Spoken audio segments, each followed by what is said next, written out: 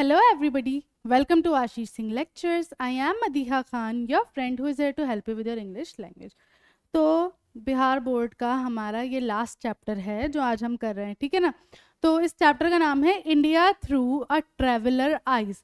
ठीक है, India through a travellers eyes का मतलब क्या हुआ कि भाई किसी ट्रैवलर के नज़रिए से भारत कैसा था, है ना। एक तो होता है कि भाई अपने जो भारतीय लोग हैं उनकी वजह उनकी नज़रों से देखना, और एक कोई जो इंडिया घूमने आया हो, जो जिसको मतलब काफ़ी चाह हो इंडिया को देखने की, और इंडिया के लिए काफ़ी मतलब होता है ना कि भाई हाँ नहीं यहाँ तो जाना ही है, ड्रीम है। उस बंदे की नज़र से इंडिया कैसा था वो हम जानेंगे, ठीक है। तो इसकी ऑथर का नाम क्या है? पर्ल एस बक। ऑथर कौन है इसकी? पर्ल एस बक, ठीक है। इतना ध्यान रखना। आज स्टार्ट करते हैं चैप्टर। तो पर्ल एस बक 1892 टू 1973 उनकी बर्थ ईयर और डेथ ईयर दिया हुआ है ना कि भाई 1892 में वो बॉर्न हुई थी और 1973 में उनकी डेथ हुई थी। American by birth was Rudyard in China bye her missionary parents. तो यहाँ पे क्या था कि पैदा तो वो कहाँ हुई थी? अमेरिका में, लेकिन उनको जो कहते हैं ना पालना पोसना वो सब कहाँ हुआ था? उनका चाइना में हुआ था। मिशनरी पेरेंट्स जो मतलब जैसे चर्च वगैरह में जो ज़्यादा मानते हैं ना लोग, वैसे वाले लोग। She taught in Chinese university, उन्होंने चाइनीज़ यूनिवर्सिटी में ही पढ़ाया पहले। She is known for her travelogue and memoirs, है ना। और वो जो है अपने किन कामों के लिए जानी जाती हैं? अपने ट्रैवलॉग्स के लिए और अपने मेमोइर्स के लिए जानी जाती हैं। ट्रैवलॉग्स क्या होते हैं? बेसिकली जो यात्रा पे लिखी हुई किताबें होती हैं ना, यात्रा संबंधित किताबें, है ना, वो कि भाई वो जो भी यात्रा करती थी उसको किताबों में लिखती थी अपने, है ना। और मेमोइर्स क्या हो गई? आत्मरचना, आत्मकथा, ठीक है, ये सब होती है मेमोइर्स। वो इन चीज़ों के लिए जानी जाती थी। She wrote personal accounts of her visits to different countries in simple, lucid and effortless English, ठीक है। आप भाई भले से वो चाइना में पढ़ी लिखी थी, कुछ भी थी, लेकिन उनकी इंग्लिश काफ़ी अच्छी थी और उन्होंने काफ़ी अच्छी इंग्लिश लैंग्वेज में जो है अपना जो भी उनका पर्सनल रहता था ना एक्सपीरियंस जगहों का, वो सब वो लिखती थी, और वही ट्रैवलॉग्स कहलाते हैं। She won the Nobel Prize for literature in 1938, उन्हें नोबेल प्राइज भी मिला था लिटरेचर के लिए 1938 में। Notable among her chief works are The God's Earth, a novel on China, and Come My Beloved with India as background, ठीक है। उनके कुछ यहाँ पे नॉवेल्स वगैरह दिए हुए हैं जो उनका काफ़ी अच्छा काम था, है ना। The present piece, India Through a Traveler's Eyes, is an extract from My Several Worlds, ठीक है। आप देखो एक्सट्रैक्ट क्या होता है? एक छोटा हिस्सा किसी भी बुक का ना, वो यहाँ पर तुम्हें जो पढ़ने को मिल रहा है चैप्टर के रूप में, तो वो कहाँ से लिया हुआ है? माई सेवरल वर्ड से लिया हुआ है, पर्ल एस बक के, which is a personal record of her life. It shows her love for the poorest people living in Indian villages.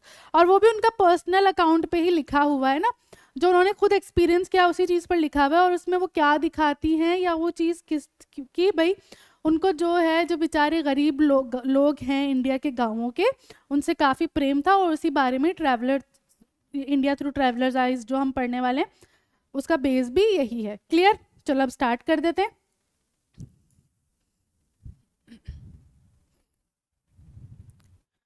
India had always been part of the background of my life. अब वो क्या बताती हैं कि भाई India जो है ना हमेशा से मेरी लाइफ का एक हिस्सा रहा है, but I had never seen it whole and for myself until now. लेकिन मैंने अभी तक ये चीज़ रियलाइज़ नहीं की थी कि भाई मेरे लिए इतना बड़ा हिस्सा है इंडिया, और मैंने अभी तक उसको अपने लिए नहीं देखा था कभी भी, अंटिल नाउ, अभी तक। Yet the stories that are Indian family doctor and his wife told me when I was child had woven themselves into my growing dreams, ठीक है। अब वो बताती कि भाई ना इंडियन फैमिली थी, एक डॉक्टर फैमिली थी, उन्होंने और उनकी वाइफ ने मुझे काफ़ी सारी स्टोरीज जो हैं सुनाई थी, जिन्होंने मैंने अपने बचपन में काफ़ी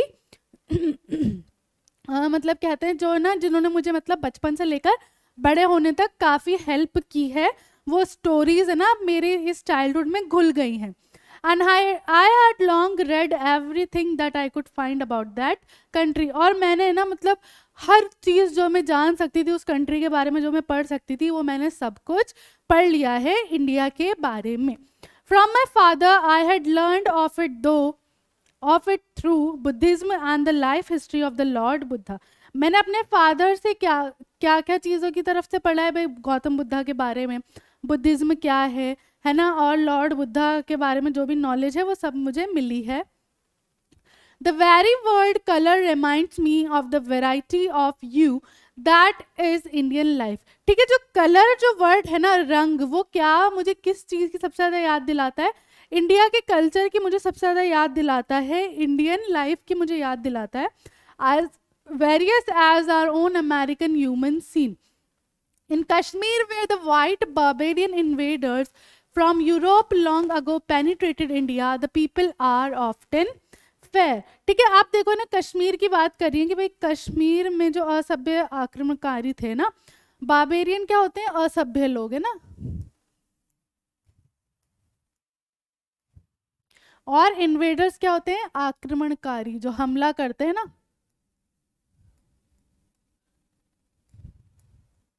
तो जब ये लोग इंडिया में घुसे, पेनिट्रेट करना, घुसना, तो उस वजह से ही कश्मीर के जो लोग सॉरी, कश्मीर के जो लोग हैं वो आज कैसे हैं? गोरे पाए जाते हैं ना। Auburn haired blue eyed women are beauties there.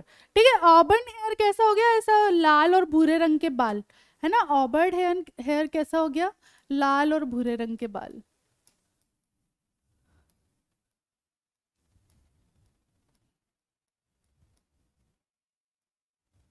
ठीक है, और ब्लू कलर की आईज जो है होती हैं औरतों की वहाँ पर, मतलब इतनी खूबसूरत खूबसूरत औरतें होती हैं जिनके बाल ऐसे लाल और भूरे कलर के हैं, आंखें जो हैं ब्लू कलर की हैं, वो सारी खूबसूरती कश्मीर में देखने को मिलती है। A young Indian friend of mine has recently married a Kashmiri man। ठीक है, मेरी एक दोस्त थी ना, उसने, इंडिया की एक दोस्त है मेरी, जिसने किससे? एक कश्मीरी से शादी की है। Who though his hair is dark has eyes of a clear green।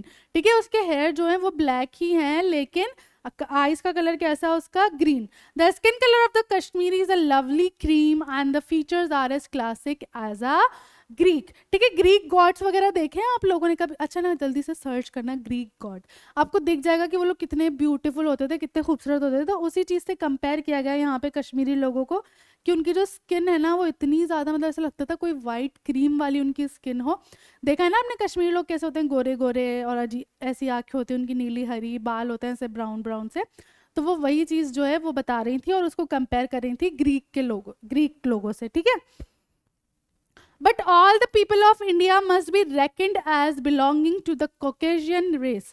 ठीक है, अब लेकिन है ना, जब इंडिया के पीपल है उनको कैसे याद करना चाहिए? Caucasian race के अकॉर्डिंग याद करना चाहिए ना, और मानना चाहिए उन्हें। Caucasian race गोरे लोग,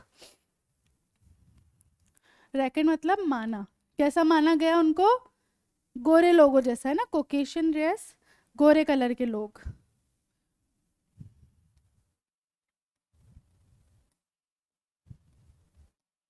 ठीक है, गोरे रंग। Whatever the color of the skin in the south, though it be as black as any Africans।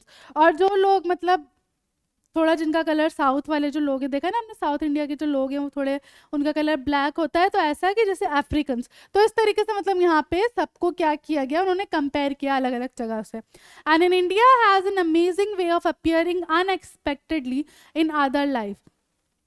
As for example, today in the life of South Africa, the Indians make a third group between the South Africans and the black and white। ठीक है, और India जो है ना, India के पास मतलब एक क्या मतलब कहते हैं ना, अनएक्सपेक्टेड वो वाली चीज़ है कि वो है ना कहीं भी बीच में मतलब है ना खुद की जगह बना लेता है। जैसे कि भाई एक एग्जाम्पल है कि भाई एक है साउथ अफ्रीका के लोग, है ना, और साउथ अफ्रीका के कुछ लोग हैं जो ब्लैक हैं और कुछ वाइट हैं। तो आप देखो, हम जो इंडियंस हैं ना, हमारा कलर टोन कैसा जाता है? हम ना बहुत ज़्यादा वाइट हैं, हम ना बहुत ज़्यादा ब्लैक हैं, है ना। और हम में भी कुछ लोग हैं जो बहुत वाइट हैं और कुछ बहुत ब्लैक हैं और कुछ गेरू हैं, मतलब अलग अलग स्किन टोन है। तो हमें जो है ना इंडियंस को कैसे काउंट किया जाता है? हमें एक थर्ड ग्रुप माना जाता है साउथ अफ्रीका में। एक ग्रुप होता है ब्लैक, एक होता है वाइट, और एक बीच में जो इंडियन ग्रुप है उसको एक तीसरा ग्रुप वहाँ पर काउंट किया जाता है। For that matter, there was our Indian family doctor, and why should there have been an Indian doctor in a Chinese port to tend an American family? ठीक है, आप देखो, अब उसी तरीके का एग्जाम्पल है कि भाई हम चाइनीज़ फैमिली है और हम जो है वहाँ पर कोई अमेरिकन डॉक्टर नहीं है, एक इंडियन डॉक्टर ही क्यों? एक इंडियन डॉक्टर ही कैसे है हमारी चाइनीज फैमिली में, कोई अमेरिकन डॉक्टर फैमिली क्यों नहीं है? And rumours of India persist, for they are a memorable people, dramatic and passionate and finding dramatic lives. You see how India has a way of promoting human life, है ना? अब यहाँ पे क्या बात हो रही है कि भाई क्या ना, ये कि भाई रूमर्स क्या है इंडिया के, कि भाई इंडिया के जो लोग हैं वो काफ़ी मतलब है ना नाटकीय चीज़ों में भी हैं। देखा है ना हमारा कल्चर, हमारे कल्चर में कितने नाटकीय चीज़ें हैं, कितने ड्रामेटिक्स हैं। तो ये सारी बात है यहाँ पर कि इंडिया में बहुत वैरायटी है, और यही बात है यहाँ पर ना सारी। And consider how India has managed merely by maintaining her independence and yes by producing superior individuals, है ना? और अब ये चीज़ देखो कि भाई इंडिया ने कैसे मैनेज किया है ना? इंडिया के पास क्या थी? सिर्फ इंडिपेंडेंस थी पहले, उसके अलावा कुछ नहीं था, लेकिन वहाँ से इंडिविजुअल्स देखो कैसे कैसे निकल के आते हैं। मतलब कितने महान महान लोग हैं जो इंडिया के हैं, है ना? साइंटिस्ट में एपीजे अब्दुल कलाम हैं, और भी बहुत सारे लोग हैं हमारे ना जो इंडिया से हैं, और जो इतने इन्फ्लुएंशियल पीपल हैं जिन्होंने काफ़ी अच्छा अपना प्रभाव डाला इंडिया पर, है ना? They have put to good use the benefits the English gave and left. उन लोगों ने जो है ना मतलब उस चीज़ को यूज़ किया जो ब्रिटिशर्स ने, इंग्लिशमैन ने उनको दिए, जो छोड़ के गए, उन चीज़ का उन्होंने वहाँ से क्या किया? बेनिफिट निकाला अपने काम के लिए। The knowledge of the west, the pure and exquisitely enunciated English tongue of men and women educated on both sides of the globe witnessed Nehru and with him a host of men learning how to govern। तो यहाँ पे देखो क्या बात हुई कि भाई जो ब्रिटिश छोड़ के गए उस चीज़ का कितना अच्छा यूज़ किया है इंडियंस ने, है ना? जैसे कि हमें देखो जो उनकी शुद्ध और स्पष्ट भाषा है इंग्लिश, उसको हमने कितना अपना लिया है, उसको हमने कितना यूज़ किया है कि हम भाई पूरे वर्ल्ड में कम्युनिकेट कर सकते हैं, हम किसी से कम नहीं है, है ना? तो यहाँ पे जो लिखा है ना एक्सक्विजिटली रियनिशिएटेड, इसका मतलब क्या है? स्पष्ट और शुद्ध। एक सेकेंड,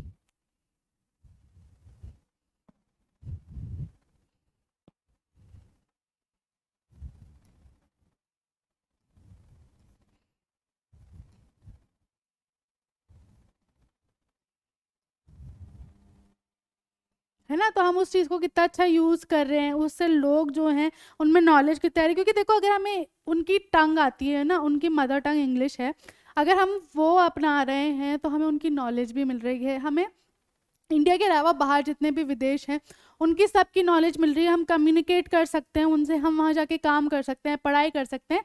तो यहाँ इससे क्या हो रहा है? हम मतलब इतने वेल एजुकेटेड निकल कर आ रहे हैं, है ना?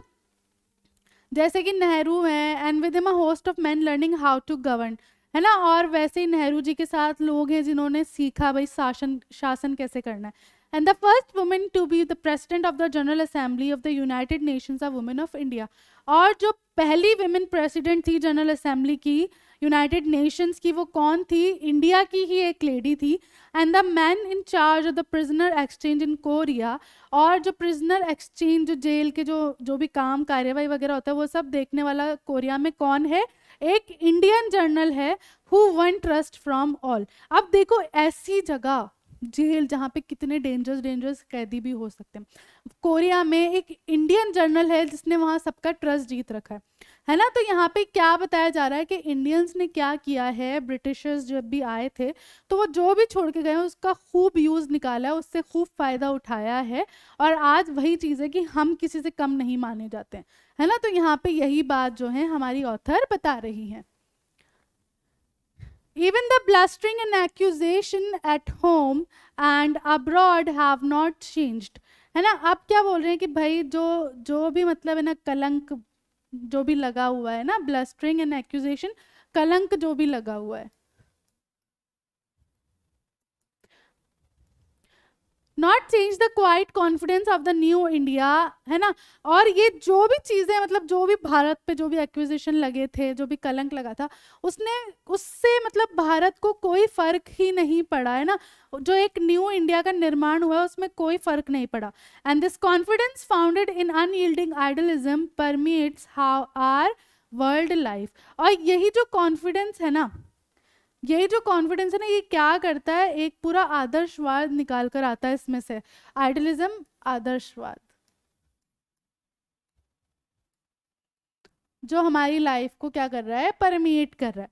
What did I go to India to see. अब भाई तुम मुझसे सवाल करोगे कि भाई मैं इंडिया क्या देखने गई थी, है ना. Not the Taj Mahal although I did see it. मैं ताजमहल देखने नहीं गई थी, हालांकि मैंने देखा. And by moonlight. Not Fatehpur Sikri although I did see it. ना मैं फतेहपुर सीकरी देखने गई थी, बट मैंने फिर भी देखा. And not the glories of empire in New Delhi although I did see them. और जो भी ग्लोरीज हैं न्यू दिल्ली की, जो भी वहाँ बिल्डिंग्स हैं, जो महान चीज़ें जो भी हैं, वो भी मैं देखने नहीं गई थी, मैंने फिर भी देखी. I went to India to see and listen to two groups of people. मैं इंडिया क्या देखने गई थी, मैं इंडिया गई थी दो अलग अलग ग्रुप्स की बातें सुनने. The young intellectuals in the cities and the peasants in the villages, है ना. यंग इंटेलेक्चुअल जो बुद्धिजीव है, मतलब भाई जो शहर में पढ़े लिखे लोग हैं, है ना, वो लोग, जो शहर में पढ़े लिखे लोग हैं, उनका एक ग्रुप है, उनका क्या मानना है ना, उनकी क्या सोच है, वो देखने, वो उनकी बातें सुनने. और साथ में जो बेचारे किसान हैं गांव के, उनकी बातें, इन दो अलग अलग ग्रुप्स की बातें सुनने, एक्सपीरियंस करने में वहाँ गई थी. These I met in little rooms in the city, in little houses in the villages, and I heard their plans for freedom. तो देखो यहाँ पे फ्रीडम से पहले की बात हो रही है ना, कि भाई मतलब फ्रीडम से पहले की इन द सेंस कि अपनी कैसे फ्रीडम होगी, हम क्या कर सकते हैं, वो वाली चीज़. तो भाई इन दोनों लोगों के ग्रुप से मैंने बात की. Already the intellectuals believe that another world war was inevitable, है ना. आप भाई कि भाई क्या बोलते हैं, उनका जो मतलब शहर के जो लोग थे, उनका क्या मानना था कि भाई है ना, ये क्या चीज़ है, ये अनिवार्य है कि भाई एक जो है वर्ल्ड वॉर होगी. They had been bitterly disappointed after the First World War by what they felt were the broken promises of England. उन्हें ऐसा क्यों लगता था, क्योंकि भाई वो जो है ना काफ़ी निराश थे जब फर्स्ट वर्ल्ड वॉर हुई, और उसके बाद मतलब क्या क्या इंग्लैंड के जो प्रॉमिसेस थे जो झूठे थे, उसकी वजह से. The English they declared had no real purpose to restore India to the people, है ना. उन लोगों को मतलब ये डिसअपॉइंटमेंट था कि भाई जो इंग्लिश थे, उन्हें ना कोई लेना देना नहीं था इंडिया को वापस बनाने में, और उनके लोगों से कोई मतलब नहीं था. I could believe it fresh as I was from China, where the period of people's tutelage seemed endless and self government further off every year, है ना. टटलेज सलाह. और ये बात से मैं अग्री करती हूँ, क्योंकि भाई मैं जो हूँ चाइना से आई हूँ, जहाँ पर भी लोगों की सलाह जो है वो मतलब कैसी है, कुछ भी कोई भी बोलता है, और सेल्फ गवर्नमेंट जो है वो हर साल हटती रहती है. When you are ready for independence, conquerors have always said to their subjects et cetera, है ना. अब भाई जब भी आप क्या बोलते हैं, फ्रीडम के लिए रेडी होते हो, है ना, इंडिपेंडेंस के लिए रेडी होते हो, तो भाई सबके अलग अलग बोलने के तरीके होते हैं. But who is to decide when that moment comes. लेकिन उस वक्त कौन डिसाइड करेगा जब वो मौका सच में आ जाता है सामने. And how can people learn to govern themselves except by doing it. So the intellectuals in India were restless and embittered, and I sat through hours watching their flashing dark eyes and hearing the endless flow of language, the purest English into which they poured their feelings. है ना. तो भाई जो intellectuals थे वो काफ़ी कैसे थे, रेस्टलेस थे, और काफ़ी मतलब उनके जो क्या बोलते हैं, जो उनकी सोच थी ना, वो काफ़ी कड़वी हो गई थी इस वजह से. और मैं उनके साथ बैठी रही और उनको देखती रही, है ना. भाई वो जिस तरीके से बोल रहे थे, उनकी जो लैंग्वेज का फ्लो था बिल्कुल प्योर इंग्लिश, जिसमें उन्होंने अपनी सारी फीलिंग्स उंडेल दी थी. The plan that was that when the Second World War broke, India would rebel immediately against England and compel her by this complication to set her free. तो भाई अब ये इंटेलेक्चुअल्स का प्लान क्या था कि भाई जब सेकेंड वर्ल्ड वॉर होगी ना, तब हम क्या करेंगे, हम जो है ना ये जो इंग्लैंड वगैरह इनके अगेंस्ट जो है हम प्रोटेस्ट करेंगे, इनसे बिल्कुल अपोजिट काम करेंगे, और फिर हम जाके हमारे इंडिया को फ्री करेंगे. They would not be forced as they declare they had been in the first world war to fight at England's command. इस बार जब सेकेंड वर्ल्ड वॉर होगी, उस वक्त उन्हें कोई भी जो है मजबूर नहीं कर पाएगा, फोर्स नहीं कर पाएगा, जैसे वर्ल्ड वॉर 1 के टाइम किया था कि इंग्लैंड के कमांड पे जो है चीज़ें करनी पड़ेगी, क्योंकि उन्होंने अब ये चीज़ देख ली थी कि इंग्लैंड के जो वादे थे सारे झूठे थे. And then I asked, and then young India said proudly, we will ourselves decide whether we wish to fight at England's side or against her. ठीक है, और फिर उसके बाद मैंने पूछा तो भाई उस तरफ से जो यंग इंडिया है, अभी का जो इंडिया है, वहाँ से जवाब आया कि हम डिसाइड करेंगे उस मोमेंट में कि अगर हमें सही लगेगा कि तो हम इंग्लैंड के साथ फाइट करेंगे या उसके अगेंस्ट फाइट करेंगे, वो हम उसी मोमेंट में डिसाइड करेंगे. What they did not reckon on when the time came was the savagery of Nazism and the aggression of Japan in Asia. When they perceived that they must choose between the Axis and the English, they chose the English. ठीक है, जब उन्हें ये हुआ कि भाई हमें दोनों में से कोई एक चीज़ चूज़ करनी पड़ेगी, या तो Axis या English, तो उन्होंने English चूज़ की. Aware that in spite of many injustice, they were choosing between barbarism and civilization. तो उन्हें ये बात पता थी कि भाई चलो जितने भी अन्याय हुए हैं, हमें ये तो पता है कि हम असभ्यता और सभ्यता के बीच में से चुन रहे हैं किसी एक को. They postponed their plans for freedom. Gandhi meanwhile doing his work within his own country until the war was over. ठीक है, उन्होंने जो भी अपने प्लान्स थे वो सारे स्थगित कर दिए थे उस टाइम फ्रीडम वाले, लेकिन गांधी जी जो है तब भी अपना जो काम उन्हें करना था फ्रीडम को लेकर, अपनी कंट्री को लेकर, वो कर रहे थे. And by then the wisest mind in England understanding the new world return India to her people. और अब क्या हुआ था, जब लोगों ने, इंग्लैंड के लोगों ने देखा कि भाई इंडिया जो है वो रेबल करेगा, प्रोटेस्ट करेगा, तो वहाँ के जो बुद्धि वाले लोग थे उन्होंने इंडिया के लोगों को वापस दे दिया, in spite of all opposition from Englishman and others who did not have sufficient understanding of Asia to know what wisdom was. Not even Churchill's prophecy of bloodbath, partly fulfilled at that, could prevent the inevitable. ठीक है, अब भाई एक prophecy है, मतलब है ना, एक कि भाई ये चीज़ होनी है, ऐसा मतलब जो फ्यूचर देख लेते हैं, ये चीज़ भी जो है अब नहीं रोक सकती थी जो होने वाला था. India had waited as long as she could, and peasants and intellectuals were on the same side in the old invisible combination. ठीक है, अब क्या हुआ था कि भाई इंडिया की जो इंटेलेक्चुअल वाली साइड थी, है ना, जो बुद्धिजीवी लोग थे और जो बेचारे किसान थे, वो सारे अब एक ही तरफ हो गए थे, क्योंकि उन्हें अब इंडिया को जो है वापस जीतना था. और इनका जो एक कॉम्बिनेशन था वो कैसा हो गया था, अपराजय, जिनको कोई भी अब हरा नहीं सकता था. It was Gandhi's strength that made him know very early that both peasant and intellectual must be one to work together. ये गांधी जी का ही दिमाग था, उनका ही साहस था, जिसने पहले ही देख लिया था कि भाई अगर इंडिया को आज खड़ा होना है, फ्रीडम चाहिए, तो दोनों लोगों को साथ में मिलकर काम करना पड़ेगा. Their country, his hold was equally strong upon both, and so he achieved his end without war. और उनकी जो पकड़ थी वो इंटेलेक्चुअल्स पर और जो पीजेंट्स थे, किसान थे, उन पर, दोनों पर ही कैसी थी, बहुत अच्छी थी, बहुत मजबूत थी. और इसीलिए उन्होंने बिना हिंसा के, बिना किसी वॉर के, बिना किसी लड़ाई के अपनी जीत हासिल कर ली थी. Perhaps we Americans do not yet fully understand the great lesson that India has to teach in thus winning her freedom. लेकिन शायद अभी भी अमेरिका जो है ना, उसको ये चीज़ें नहीं समझ आ रही हैं, उसको अभी भी ये सारी चीज़ें इंडिया से सीखना ज़रूरी है कि कैसे अपनी फ्रीडम लेनी होती है ना. तो इस तरीके से यहाँ पर एक ट्रैवलर थी वो, है ना, जो मतलब थी भी नहीं इंडिया की, लेकिन उन्होंने इंडिया को इतना अच्छे से समझ लिया था. उनका नज़रिया जो था ना, वो इतना पक्का, इतना सही था इंडिया के लिए, है ना. तो अब आगे जो है कि उन्होंने आगे अपनी कहानी में और क्या बताया इंडिया के बारे में, कि भाई और क्या हुआ फ्रीडम मिलने पे, फ्रीडम के बाद जो भी है वो हम नेक्स्ट क्लास में देखेंगे. तब तक के लिए आज की क्लास ख़त्म करते हैं, मिलते हैं नेक्स्ट क्लास में. तो this is Madiha Khan signing off right now. Bye bye and have a nice day.